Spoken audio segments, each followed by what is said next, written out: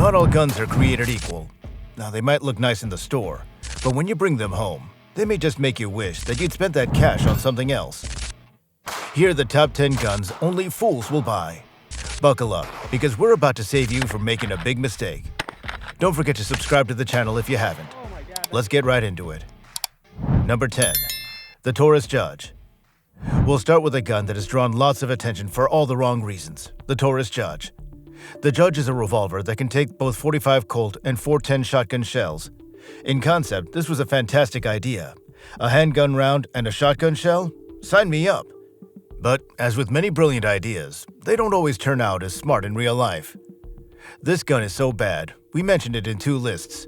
If you haven't seen our first list of 5 terrible guns, you can click here to watch in another tab. But what is all the fuss about the Taurus Judge? Oh yeah, it's heavy, unwieldy, and totally inaccurate. The shotgun rounds it fires are spread wide, which is great for close-range defense, right? Sadly, no. Even at close range, you're not going to hit anything with accuracy beyond just a few feet. That and a short barrel make this a close-range only weapon.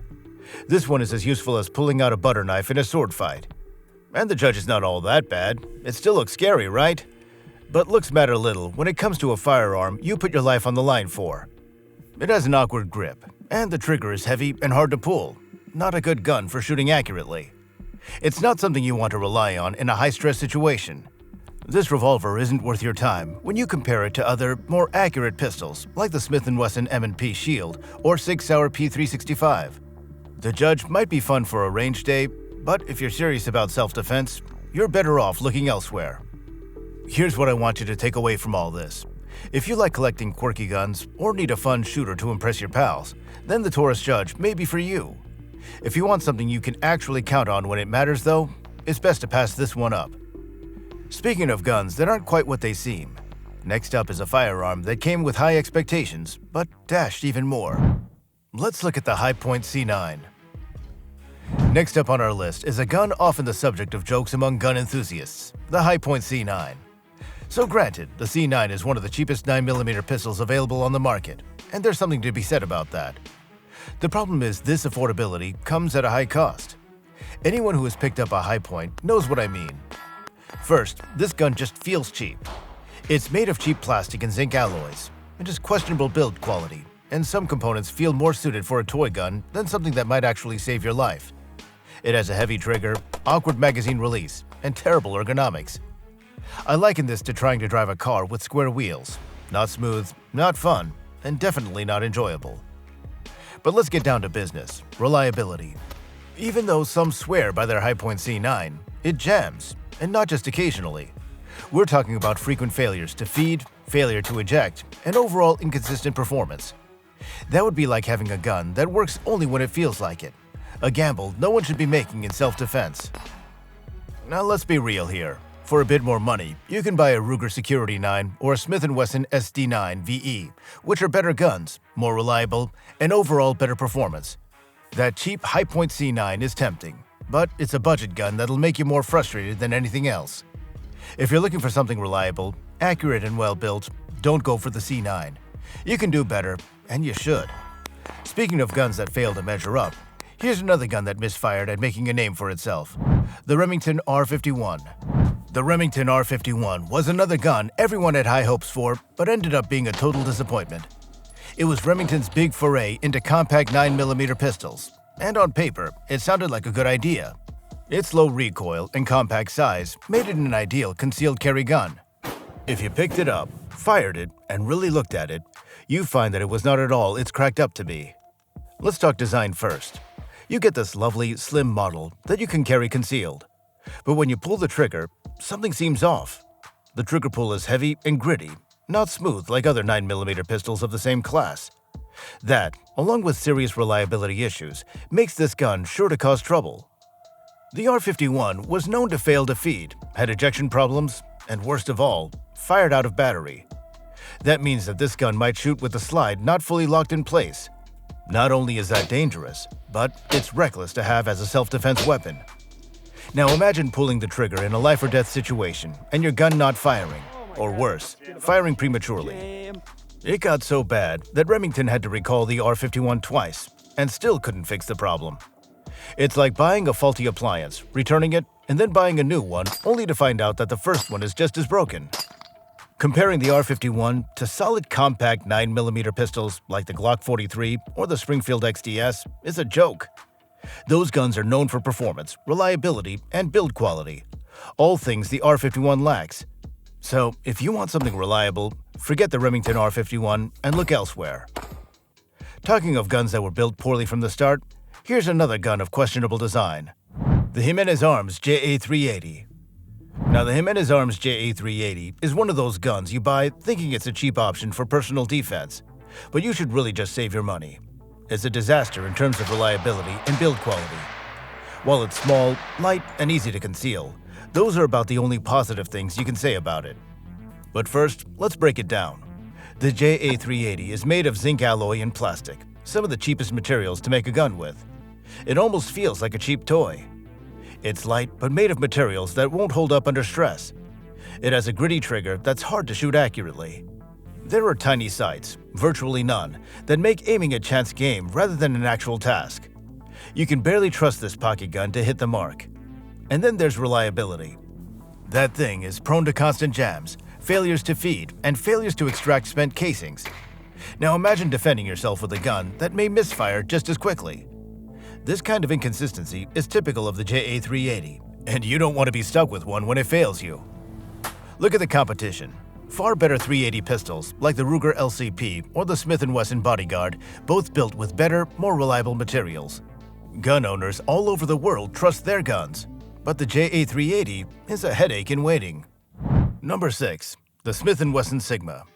Let's keep going with this countdown with a gun that'll have you scratching your head, the Smith & Wesson Sigma series. Now, when you think Smith & Wesson, you probably think of high-quality firearms known for their durability and performance. But the Sigma? This one is the exception that broke the rule.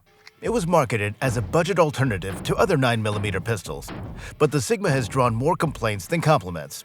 The biggest issue? The trigger. Anyone who's fired a Sigma knows what I mean. The load is gritty and inconsistent. Every time you pull the trigger, you feel the frustration. Trying to shoot accurately with this thing is like trying to drive a car with square tires. You might get where you're going, but it's going to be a bumpy ride. But now, the ergonomics are not much better. Its grip is bulky, and the gun is awkward for your hands. Forget holding a Glock 19 or the Springfield XD, which have natural-feeling grips that melt in your hands. The Sigma is like holding a brick. But it goes beyond the feeling. The magazine release is stiff, and reloading is an ordeal. If you even try to reload, you're fighting the gun more than working with it. Pretty non-confident stuff for a self-defense firearm. Then you have reliability. While some owners swear their Sigma is running fine, others say it fails to feed, misfires, or fails to load basic ammo. Forget this if you want something that you can count on. It's like choosing the economy version of a car, only to find it breaks down more than it gets you where you need to go. The Sigma lags far behind in comparison to other things like the M&P Shield or the Ruger Security 9. Sure, you have to pay a bit more for it, but this is America, and you get what you pay for. A good gun for self-defense is important, but the Smith & Wesson Sigma is not a good gun. Okay, enough of the Sigma talk. Let's talk about another firearm that if you ever own one, would surely make your head spin. The Taurus TH9. Up next at number 5 is the Taurus TH9, a semi-automatic pistol designed for the budget-conscious shooter. Taurus has made some decent firearms over the years, but the TH9 falls short. First off, it's the build quality. It feels cheap. You'll notice it when you pick it up. The frame is typically made from polymers, but the fit and finish of this class of pistols are often lacking compared to other types. You could say Taurus cut corners to keep the price low. The trigger on the TH9 presents a challenge. Its heavy and gritty feel makes accurate shooting difficult. When comparing it to other 9mm pistols in the same price category, like the Canik TP9 or the Springfield XD, the TH9 appears sluggish. Additionally, the grip feels awkward and uncomfortable, setting it apart from other firearms. It's akin to attempting to play a sport without appropriate gear. The experience won't be satisfactory. When it comes to performance, you have to be honest, this gun falls short. Owners have mentioned issues with feeding and difficulties using hollow point ammunition. If you can't count on your gun to feed ammunition reliably, it's a waste of your time and investment, particularly when there are better options available. Consider comparing the TH9 to more reliable choices like the Smith & Wesson SD9 VE or the Ruger Security 9. This means the Taurus TH9, although appealing with its 17-round capacity, falls short in real-world performance. If you're looking for a reliable and accurate pistol for self-defense or range shooting, consider passing on this one. Instead, let's move to a firearm that some people think is a great option for that very purpose, the Girsan Witness 2311C. Next, we have the Girsan Witness 2311C, which looks like a decent 9mm pistol, but performs poorly in performance. At first glance, the 2311C may seem like a cool gun to have in your collection. The thing has a 1911 design, and that may be enough for some to justify the purchase. However, looks are deceiving. One of the big problems with the Witness is the trigger. It's heavy, gritty, and generally unaffordable to pull. Now, those of you who are used to the soft triggers of guns like the Glock 19 or the Springfield XDM will find the 2311C like dragging a sack of bricks down the range. This affects accuracy, and you do not want a gun that makes it harder to shoot straight when your life may be depending on it. It also has an ergonomic problem. Its grip is weird, and the gun does not fit your hand like a quality pistol should. Compared to the CZ75 or a Beretta 92, the 2311C just feels off. But how it feels in your hand affects how you shoot too. But wait, the 2311C is notoriously unreliable.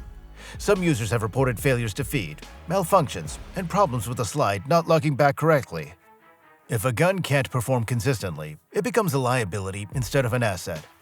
Nobody's wanting to be stuck in a critical moment with an unreliable firearm. There are better options if you want something reliable and fun to shoot.